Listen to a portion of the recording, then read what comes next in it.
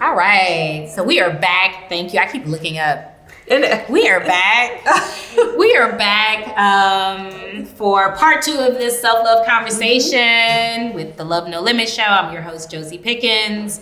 I am joined by JJ Jillian Simmons and Rabia Ilahi. Yes. Like Hawaii. Like Hawaii. I know. That's what everyone says. Yeah, okay. Got that straight. Are you Hawaiian? No. So we had a wonderful first part of the show, first segment, where we kind of defined self-love, what it is, what it isn't, what are some of the barriers that we experience, how our childhoods and our primal relationships affect the way that we feel about ourselves and love ourselves. And now we are getting ready to move into the working part of this conversation, which kind of revolves around, okay, so now that we can identify what self-love is, how do we work to enhance, to broaden our experiences with loving ourselves? How can we become better lovers to ourselves?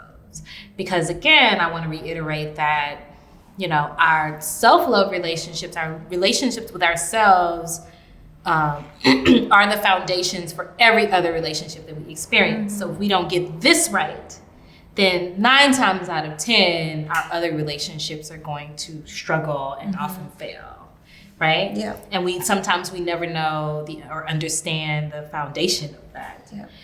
Self-love is also how we cultivate relationships, how we choose who we have in our lives beyond our familial relationships. It's how we choose our platonic friends. It is how we choose the communities and groups that we are a part of. It's how we choose our romantic partners. Yeah. And a lot of times why we make such bad choices in the partnerships that we choose, right? Yes. And I want to add to that because I think when we're in the mindset that no choice is bad. Thank you, Robbie. Yeah. But the choice leads us to something that we need to know or practice or work through or heal. So it's like this, Rumi has this quote that says, the wound is where the light enters you. Yeah.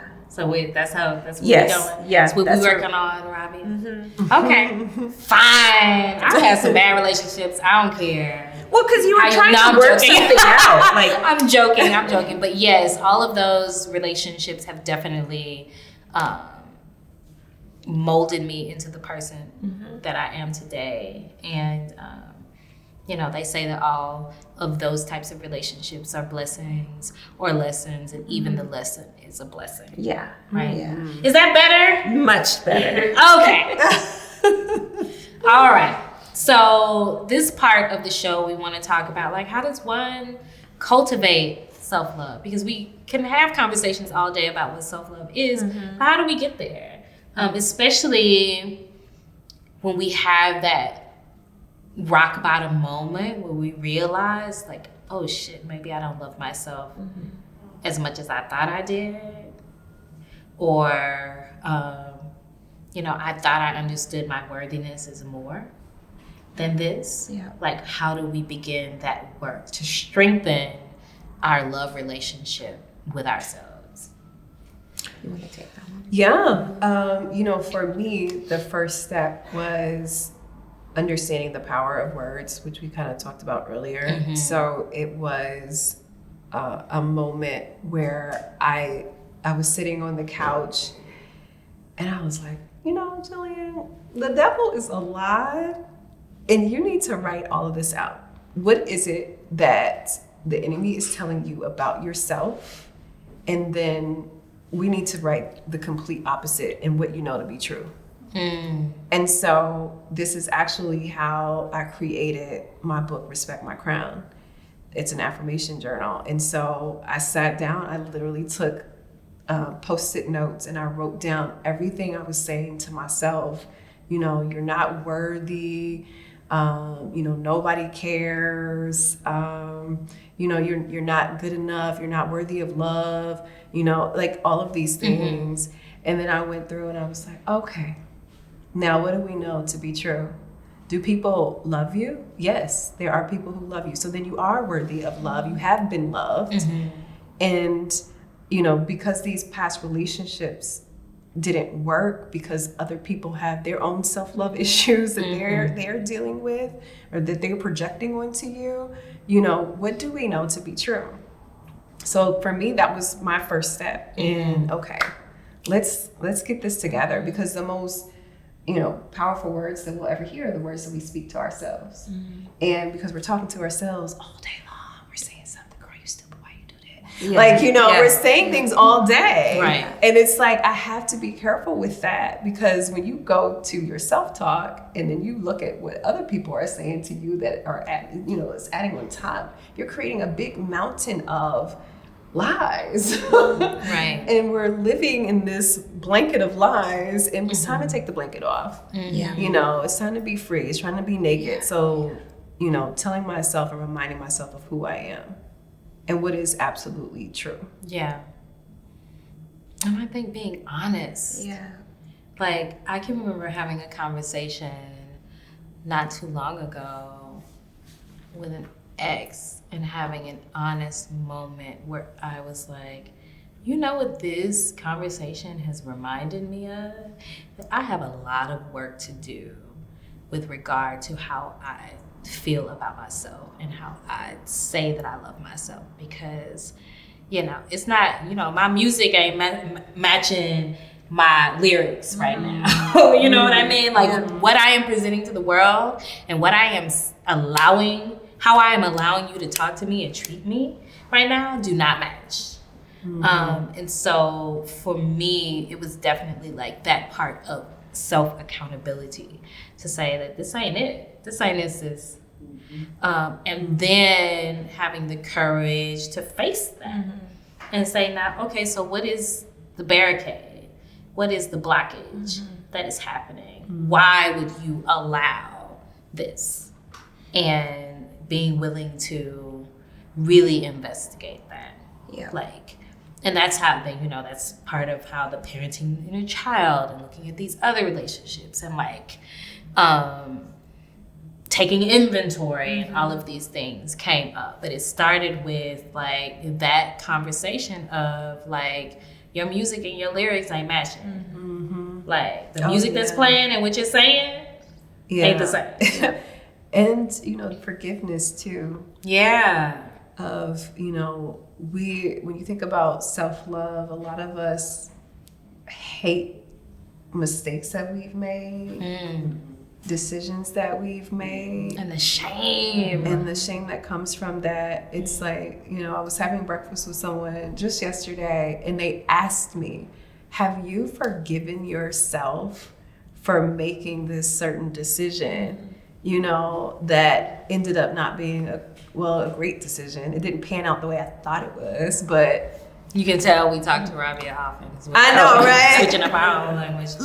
But there's forgiveness that comes with self-love and grace. too. Yeah. Yeah, and grace Grace, to say, yeah. you know what, it's okay that I made a mistake because I'm human. Yeah. You messing up, girl. It's fine. And guess what? I'm gonna mess up again. And if I can give again. myself grace now, then it becomes easier later on when I make more mistakes, because it's just going to happen.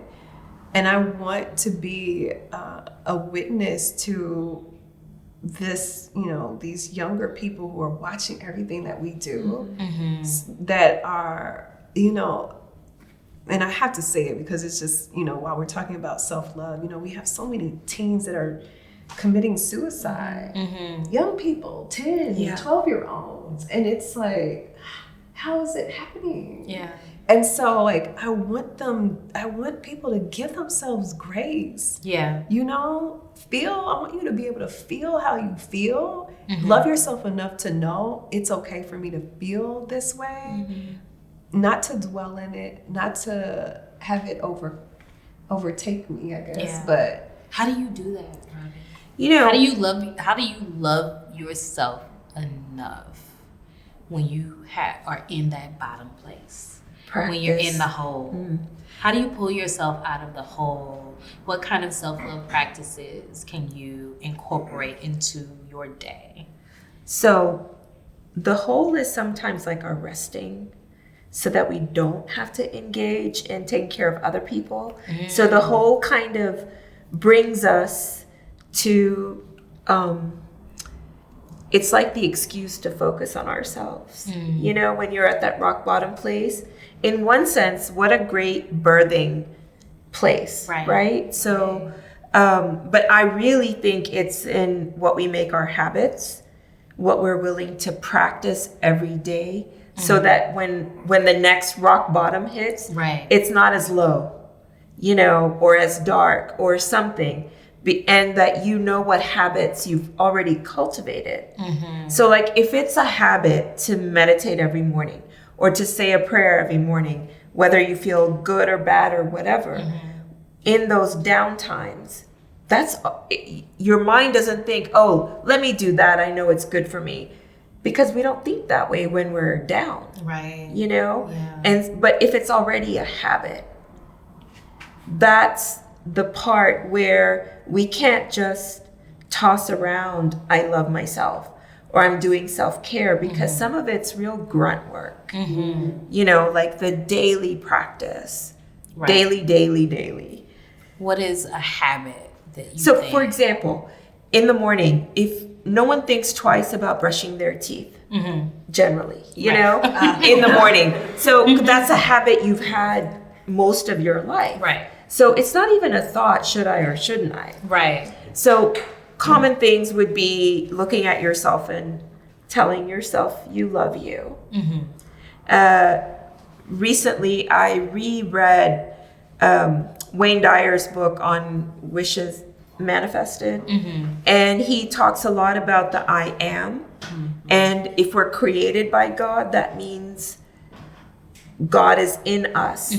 And it's in saying to yourself, I am love. You know, if you have a hard time saying I am God, not in the ego sense, but the God in you sense, then you say I am love, and I am prosperous, I am joyful. Everything is in the present moment. But those are practices. I think also something that's important in developing self-love practices is that conversation about curation that you brought up earlier, and how we need to curate our experiences. So that means, you know, if you're scrolling through Instagram and there is something that triggers you that you see, whether it is, you know, Megan Thee Stallion constantly twerking on stage, and you're like, oh my God, look at this body, look at this girl. I'm unfollowing Megan Thee Stallion. Okay, I don't need that kind of positivity, negativity. But you know, really, if it's someone who it seems like all they do is travel, and you know you're barely figuring out how to pay your rent, if that's something that you might be able to peek into on Instagram, but it might not be something that you need to bombard yourself with daily.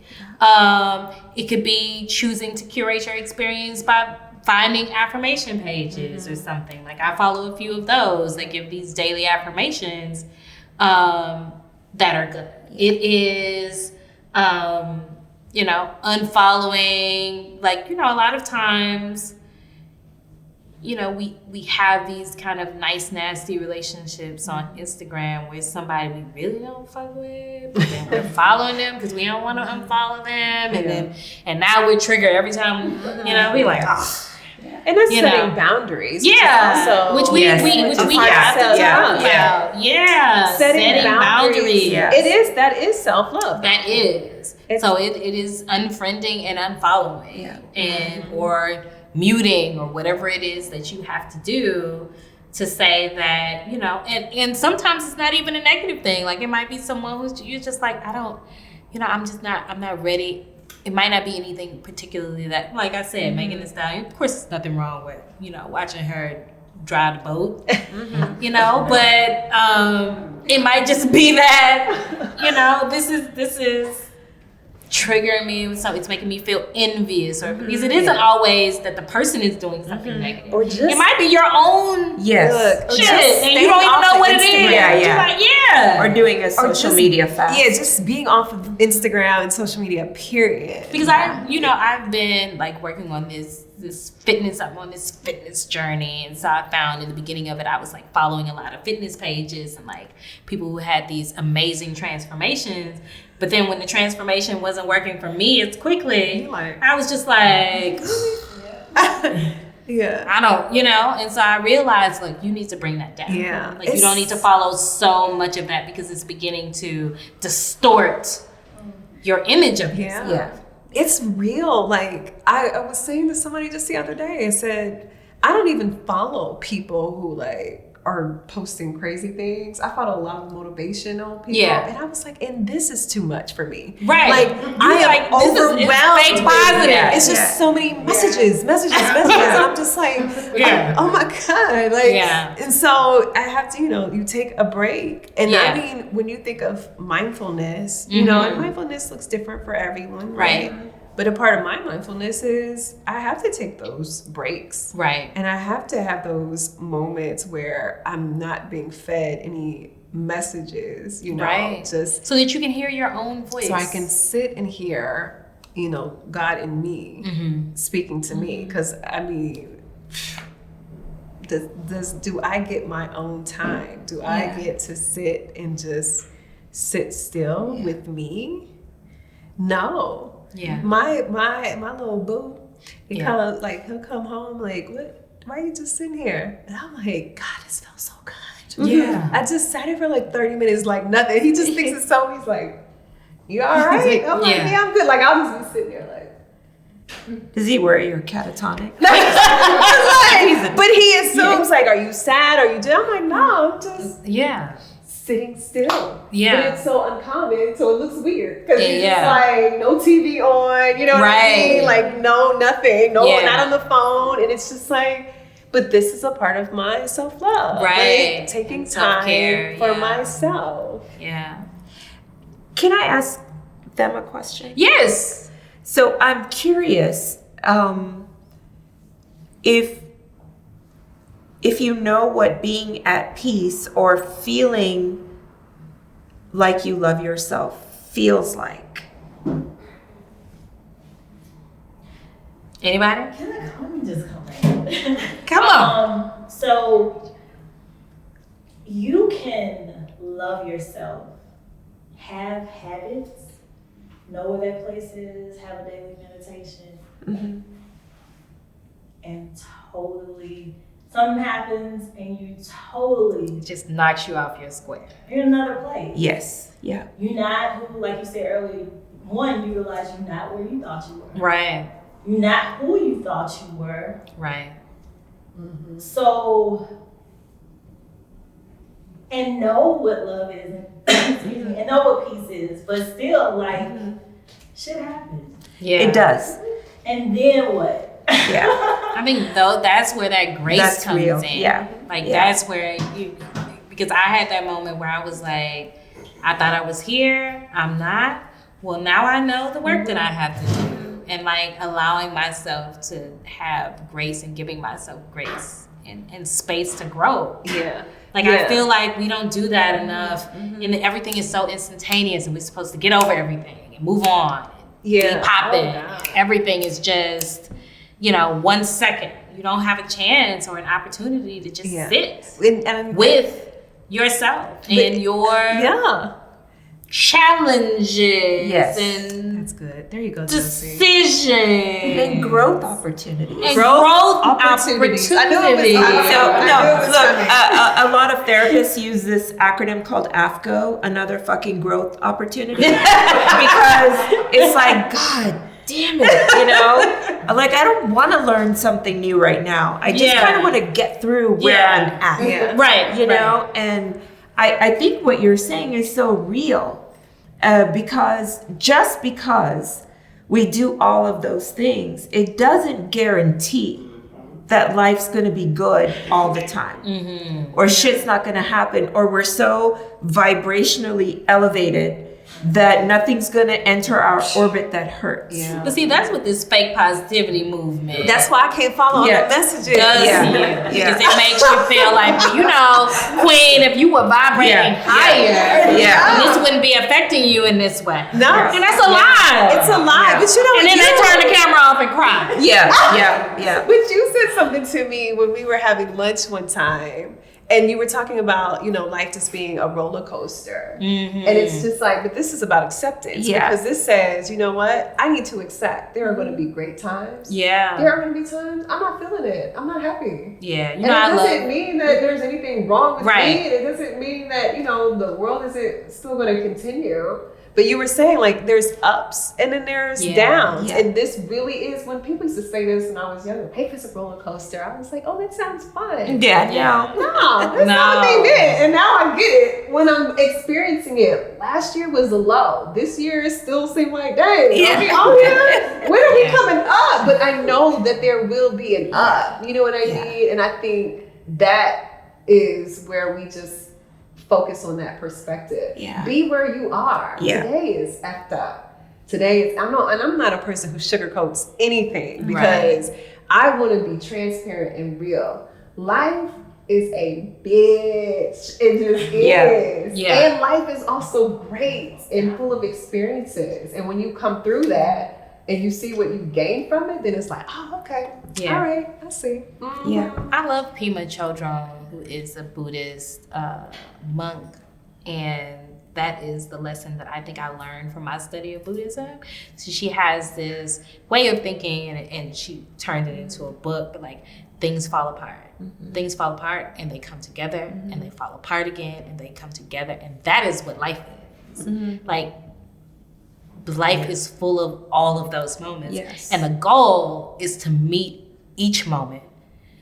So when things are great, understanding that, okay, so things are great now, and not in a pessimistic way, but just in a way of understanding that, and then there's going to be a time when things are not so great. Mm-hmm. And like, when things are not so great, well, that means that there's going to be a time, things have to get better. Yeah. Like, because that is the cycle of life. Mm-hmm. That is the yin and the yang. Like, that is the way that we experience life and the way that we exist. And you really can't have one without the other. And it makes it a little bit easier, because when you are in that shit place, that's like, you're in the dark and you're in the hole, you know that things have to get better, because they have to. Like, because that is the cycle of life. Mm-hmm. And also realizing that through this, and when this is over, that means that there's a new beginning. Mm-hmm. Like, think about if we could think about endings in that way. Like, for every ending, there's this beautiful, miraculous beginning that is on the way. Yeah. If you could just get out of your own way with this ending bullshit. That sounds like a You know what I mean? That sounds like a good book, doesn't it? I know. So, but don't quit. In the down moments, don't quit. You know, because it will pass. Yeah. It will pass, and you'll use it. It's so much empathy for others when you're like, oh yeah, I know what that feels like. To have done all the right things and still at times feel like, you know, disappearing. Yeah. But we just have to hang in, because all of the work you've done, the habits you've built, they're not going anywhere.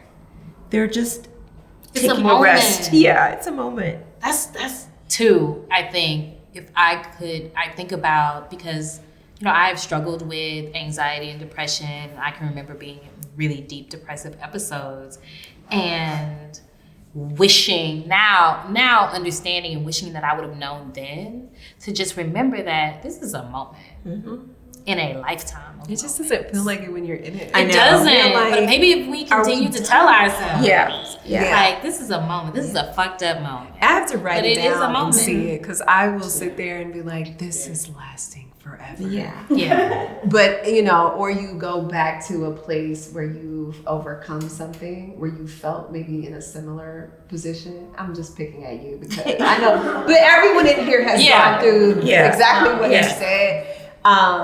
And then you remember, you know what? Oh shoot! I thought I was gonna die. Look at me. I know I've been through worse, and I got through that. So you know, Yeah. I know I will get through this. It doesn't feel good and it's okay to acknowledge it. Yeah. It does not feel good at all. And it sucks. Yeah. And I'm still getting through it. Yeah. And not feeling like that you have to mask. Yeah. Yeah. So, in curating, peace is, well, this goes back to my question about what does peace feel like? And how do we know when we're there? All of us have had moments of peace, but maybe it's defining it for yourself. You know, when was I free of worry even for a moment? When was I not in my head thinking about all that's wrong, you know, or all that I have to do? But ask yourself when you have felt, in a way, free, free from worry, which to me is peace. Right. There has to be a moment somewhere. It may have been when you were 5. Right. I was about to say, woo! 20 years ago.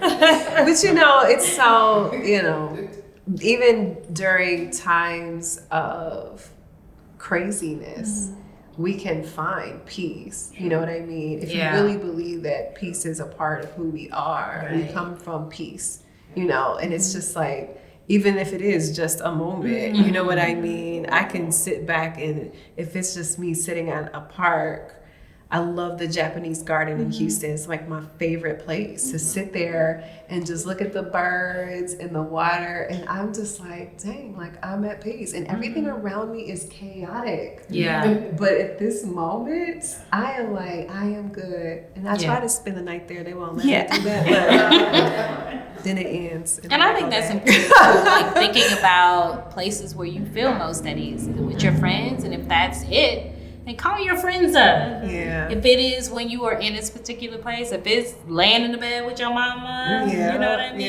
Then go lay in the bed with your mama, giving yourself permission to grieve, to go through a process of suffering and grief, like giving yourself permission to do that. And I think that, you know, as women of color, and you know, that strong trope disallows that, which is another point that I wanted to talk to, like, or talk about, is this concept of like being strong and how it is killing us, and how it affects the way that we see and love ourselves, right? Because we turn ourselves into mules. Like I had this hashtag I was using. I don't know what I was going through, girl. It was like, mule no more. Mules no more. Like, it's a movement. You know? But we ain't doing it no more. We are done. Period. But like, yes, this concept of when Bell Hooks came and visited Houston a couple of years ago. She's a great friend to Project Row Houses, and she came to visit, and she was at Project Row Houses has a young mothers program, and she spoke to the young mothers, which I thought was so amazing. And they invited a few people from the community to come in. So I got to sit and listen to Bell Hooks talk. She talked about, she was so candid and open and vulnerable. She talked about her own suicidal ideation and ageism and like all of those experiences. And one thing that she said was that she doesn't allow people to call her strong. She says, I don't like the word strong. She said, because when people call you strong, they use it in a way that says, I can pour this on you. Like you're strong like an ox. You're strong like a mule, particularly talking about Black women. You know, like, oh, you're strong. That means you can take it. Can take this beating because you're strong. She said, I prefer using the word powerful. She said, because when you're powerful, you get to make choices, right? That means if I'm powerful, I can choose to weep. I can choose to experience joy. I can say no. That's power. She said, so call me powerful. Don't call me strong. I love that. And that has, I keep it, okay? People are like, oh, you're so strong. No, I am powerful. Yeah. Good sis Bell Hooks told me not to allow to call me strong. And I think that is such an important part of the conversation, especially when we're thinking about power and an ability to say no, which is so much of it, setting boundaries, so much of a self-love practice that I think as women we neglect. Like being able to say, no, I'm not dealing with that. I'm not. And what I've found in learning to say no, first of all, it makes room for so much yes. When you say no to shit that you want to say no to. Because so much we spend energy in things that are no, that are our no's. And when we could be spending that energy in places that satisfy the yearnings and the yeses in us. So honoring your no Yeah. is a way of not betraying yourself. Yeah. Right? Because that is self-betrayal, Rabia. we're cheating on ourselves. Look at that. Write that down, Rabia, so you don't forget that. Where Josie starts saying what you be saying and you don't remember. I know. Like I said that. But yes, learning how to say no, learning to negotiate. Yeah. So this is something that I remember talking to a sister friend of mine who is a doctor, and she was talking about like negotiating her salary. When she got into this new position and realizing that she had no idea how to negotiate on her behalf in anything, because we are taught as women of color, particularly Black women, that we need to take what we can get, right? And when I thought about it, I was like, I've never negotiated a salary. I've never negotiated a relationship before.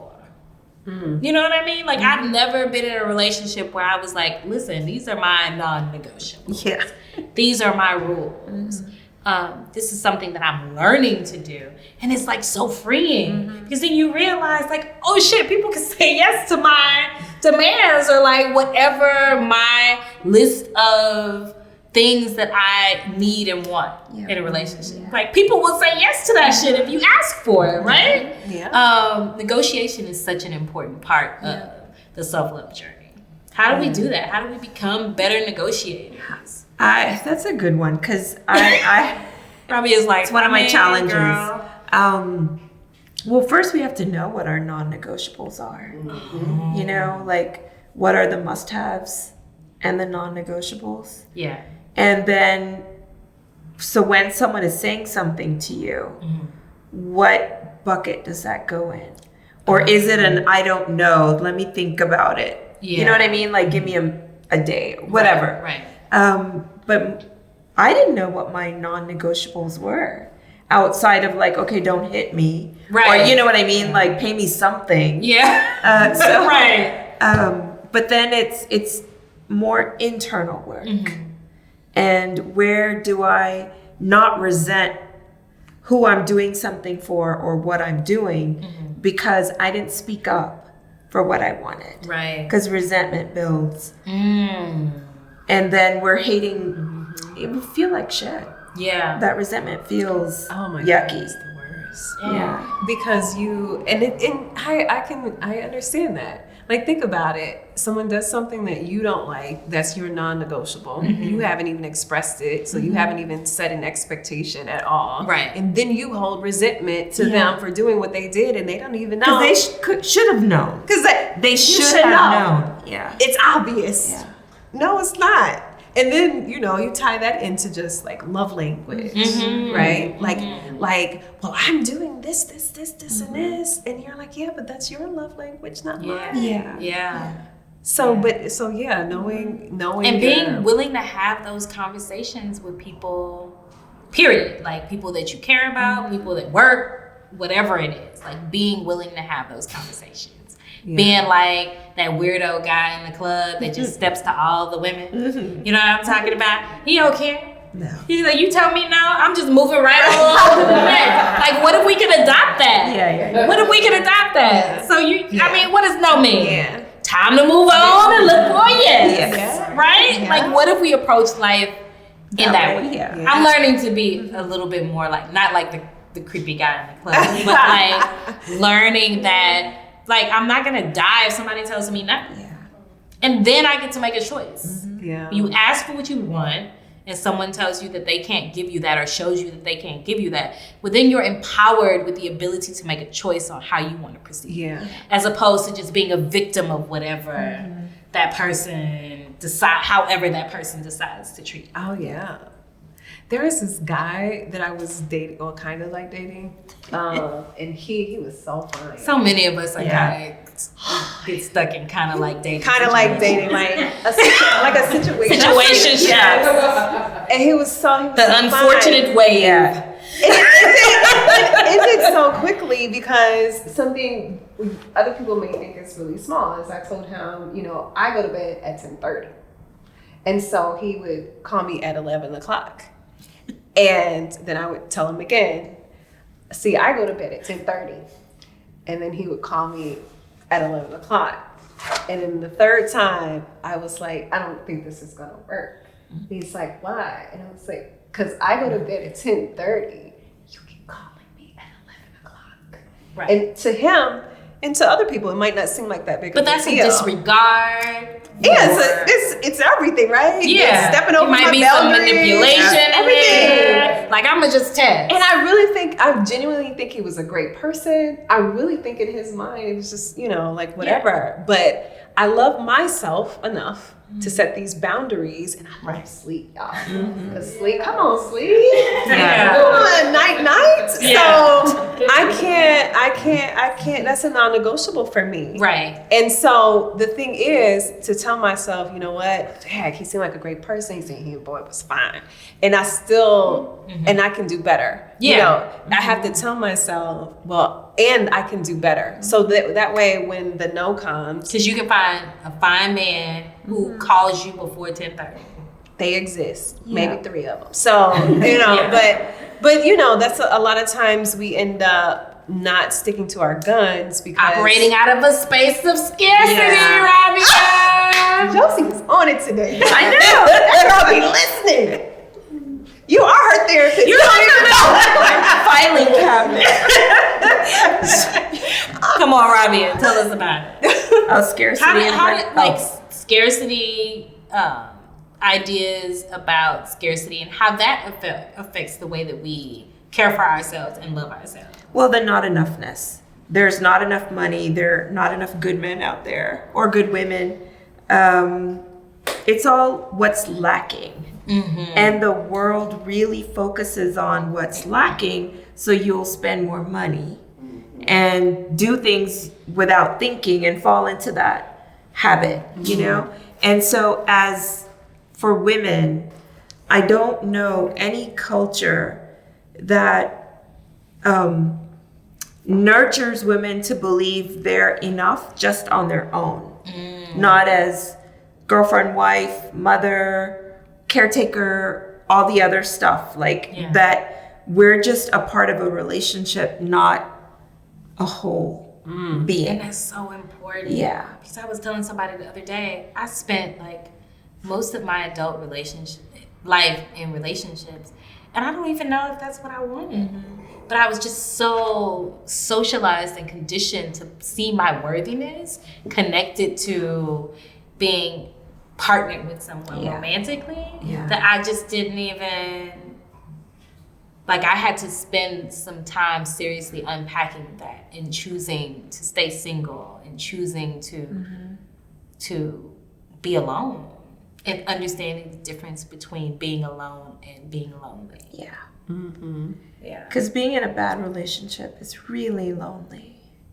It always has been for me. And it's the worst kind of lonely because, it's like you're limited in how you can cure that loneliness, right? Because of your obligations in the relationship. Yeah. So that is when we say yes, when we want to say no.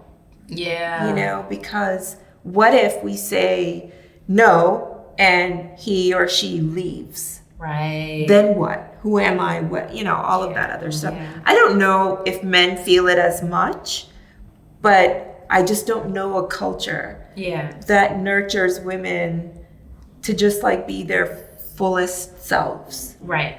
By themselves. Regardless of some role. Right. You know, True. Very true. Yeah. like there are not a lot of Oprahs. Yeah. You know, that choose not to get married. Right. And because they know what would be expected with the label of wife. Because there are unwritten expectations. Yeah. You know, so I get it. Come on. Yeah. Do we You know, have- I'm a first generation immigrant, Muslim woman, and freedom for us doesn't start until we're married. You don't get to date, you don't get to do all of those things. And so I didn't get married until I was 42. But I remember the night, my wedding night, I felt like I had joined an invisible club. And I didn't even know I felt that way. But it was so internalized for me. This thing that, oh, okay, now you're okay. Wow. And I remember thinking, oh shit, I feel like I belong to a club. Like I was allowed in somewhere. And that was my own belief system, but I know it was, it came about not as my voice because I didn't know, Right. but out of all the messages, even the ones I thought I had rejected, you know, why I Because waited. they show up, right? They do. They show up at the weirdest moments, you know, when I was not expecting it. Right. So I remember feeling that. And when I was pregnant, I felt like, oh, I've joined this club, you know. And then when things didn't work out the way I wanted them to, I had to be clear on what it is that like my soul was telling me. Right. You know, and I would not, I hope, make my daughter feel or encourage that she's not complete just by herself. You know, which I can't use just, but Right. she's complete. She's a complete package. Right. Right. And so whatever she wants to do, whoever she wants to be, she's enough. Yeah. You know? There was this viral video going around of this dad and daughter where he asked his daughter, and his daughter must be about 4 years old, and he asked her, you know, well, who is the one? Like, what are you looking for in the one? She said, I am the one. Oh, that's amazing. That's like so wise. Yeah. That's There so was, wise. I am the one. Who am I looking for? Yeah. There was I a am the wise one. What man are you named talking Steve about? who once said, "You the one, girl. You would. Put your finger in the Yeah. air if you the one." Like, Great philosopher. That Man, that man got some that word is the right there. truth. Like, I am the one. I am my own standard. Like, I'm that consistent force in my life, and building on that. And then once you are rooted in that, then you can be a good partner to someone else. You know? If you choose. if that's what you choose. Yeah. Turn out good. But you can't be an effective partner if you haven't figured that out. Like, because you know, then you get into these relationships and you're looking for somebody to fill up Josie, You but this is the complete a thing, though.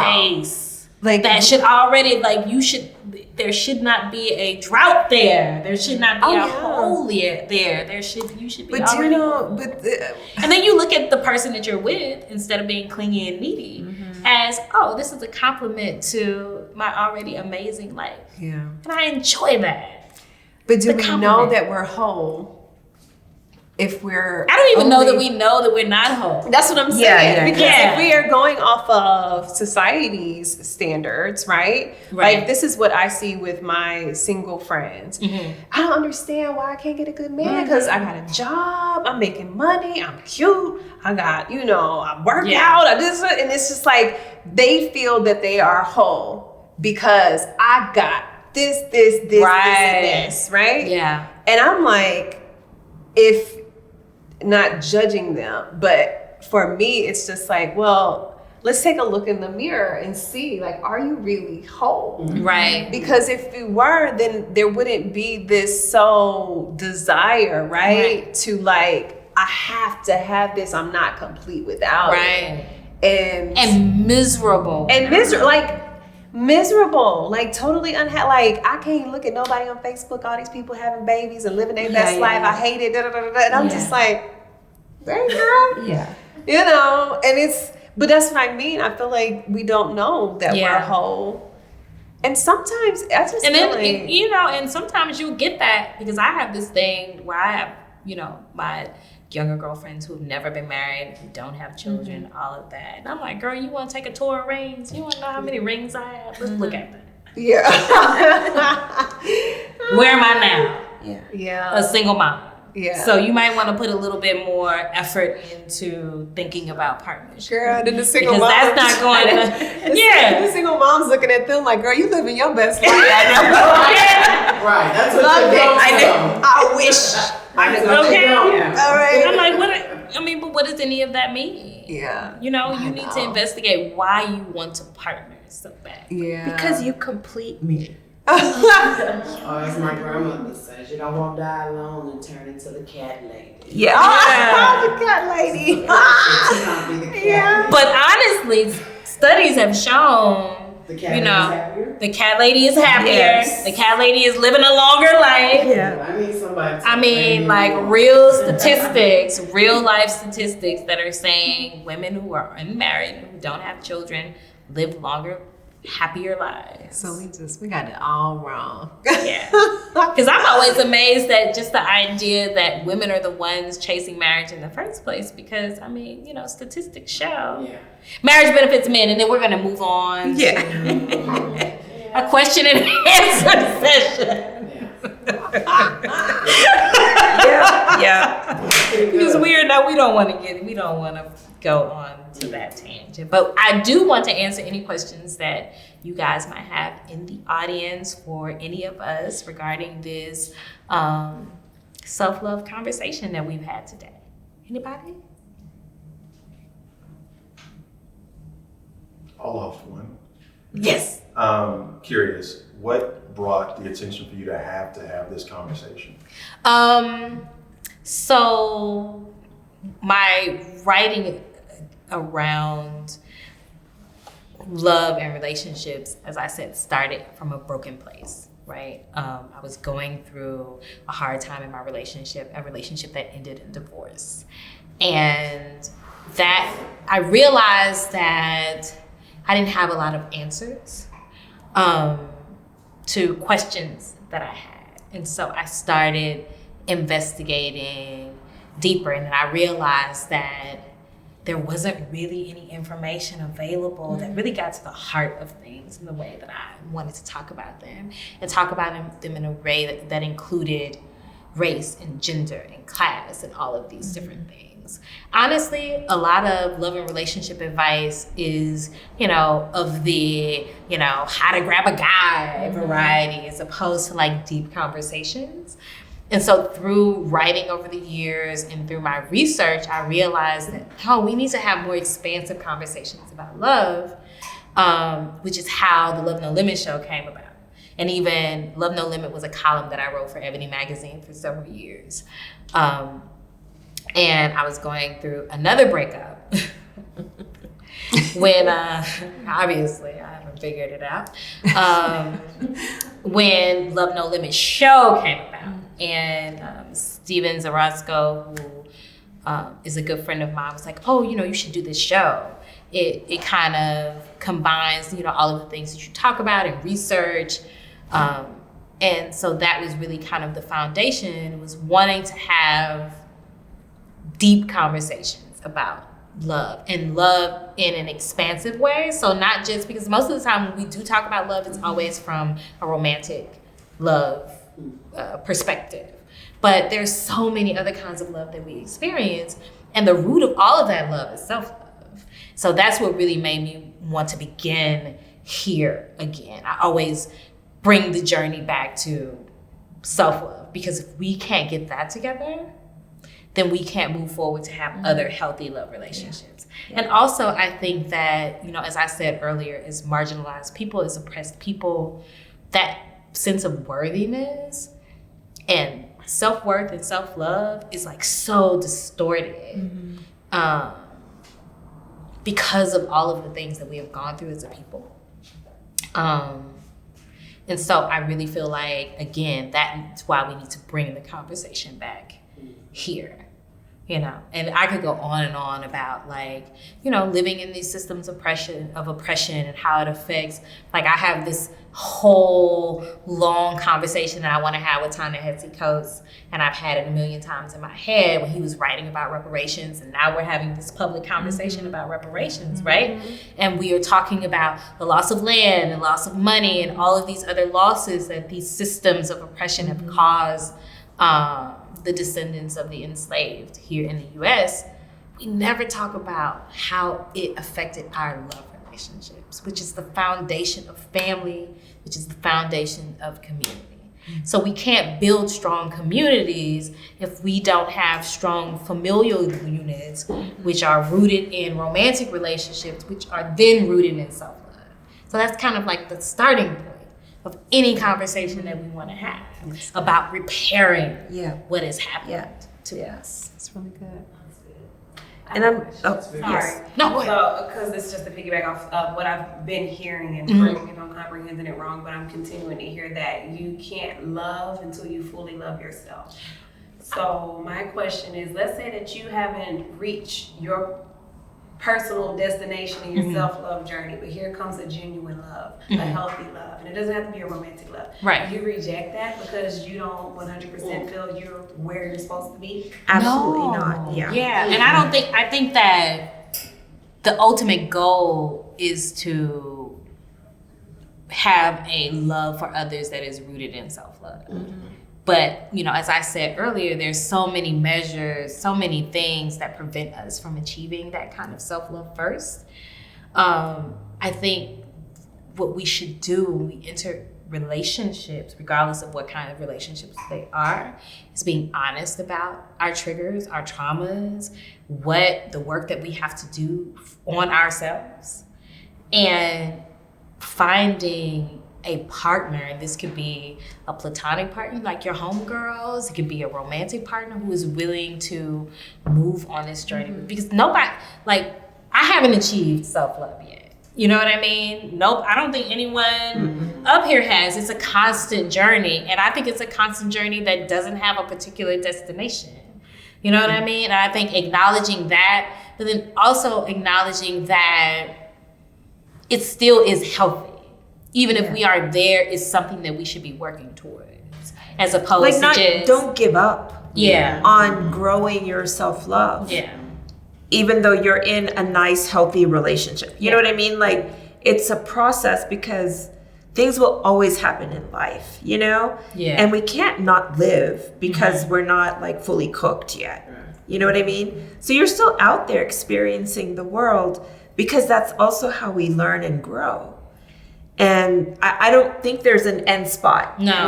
There's no period at the end of now I love myself. Because everything, we're co-creating all the time. And I think it's also important to consider holding on to our individual selves as we connect with others, which is how we can continue to work on loving ourselves. Because what happens when we don't have a healthy love for ourselves, which so many of us don't, most of us don't, as a matter of fact, for all the reasons that I mentioned earlier, is that when we attach ourselves to this other person, then we don't cultivate that self-love. And then if something happens, and divorce rate is 50%, and we hear all of these stories about breakup, we are left in such a state of despair and devastation, where if we were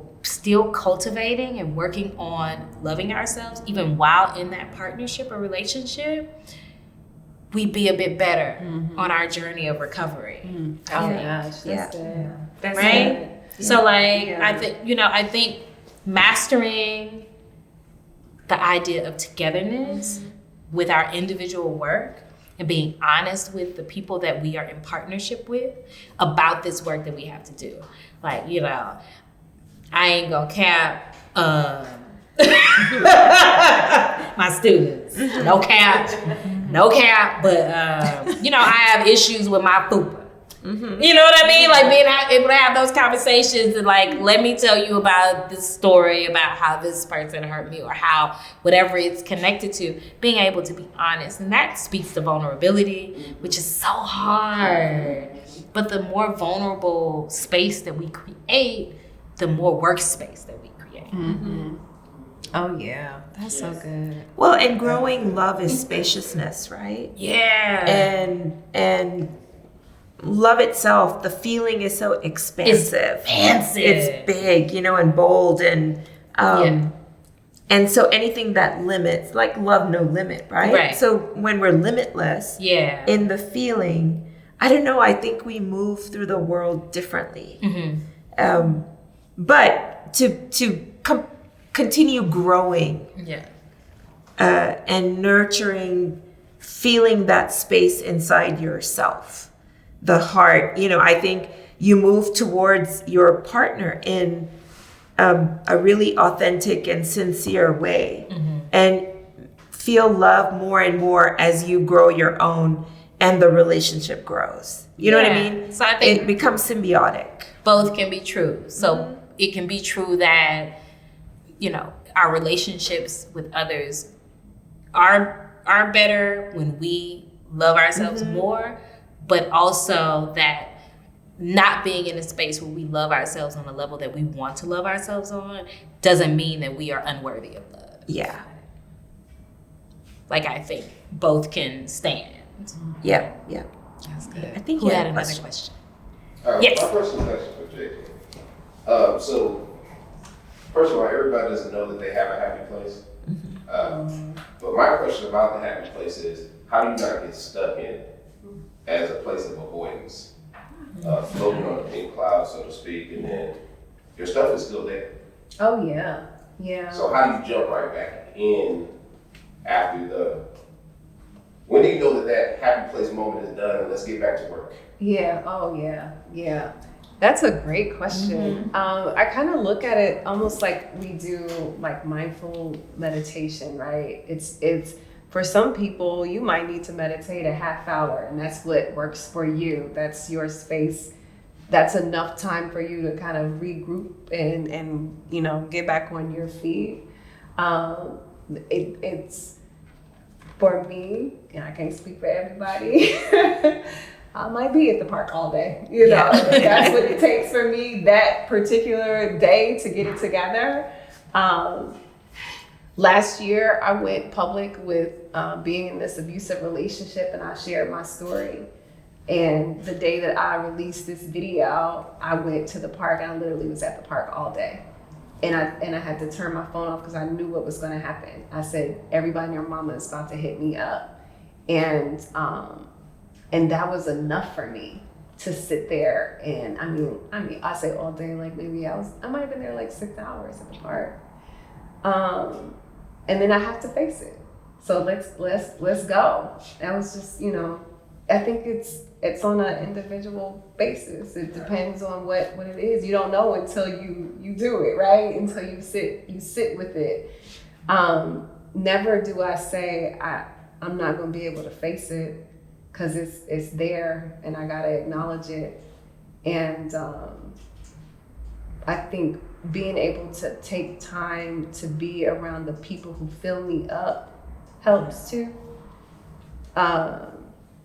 Like, we all go through our shit. It's just it's something for everybody. I talk about this often. When you're going through one thing, just y'all, in the last 2 days, I deleted the most important file on my computer. The same day, my phone broke, and I was like, oh my God. And then today, my boo's car broke down. I'm just like, chop it all up already. Yeah. And it's like, but what is it that I know that I can do to regroup? And, for me, you will see me at the park tomorrow. If you went there tomorrow, I'm going to be there, because I already know this is where I am. Sometimes it's the park. Sometimes it's just sitting out on the patio. Sometimes it's just calling a friend that, friendships are supposed to be mutually beneficial. I have friends that I know will just make me laugh.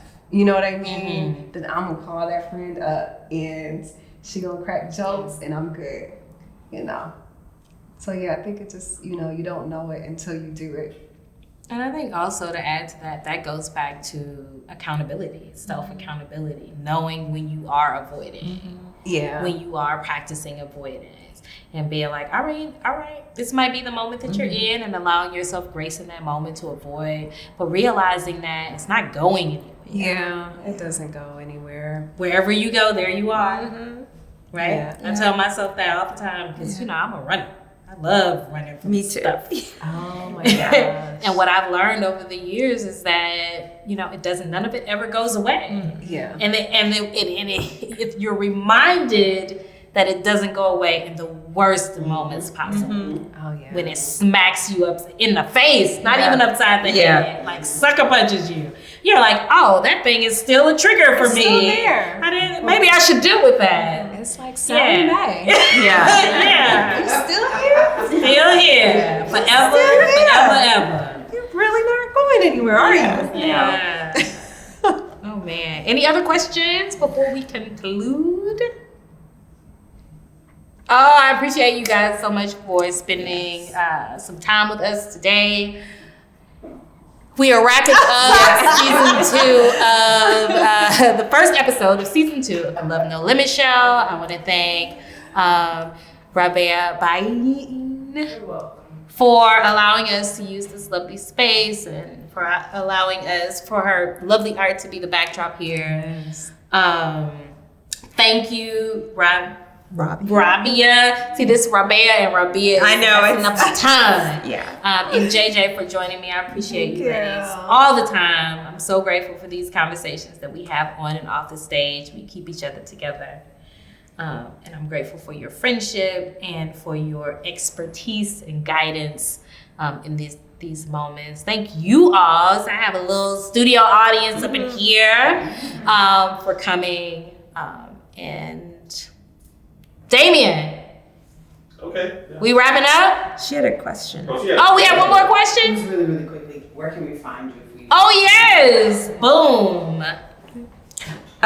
So on Instagram, I'm at Rabia Ilahi, Rabia, I know, Ilahi.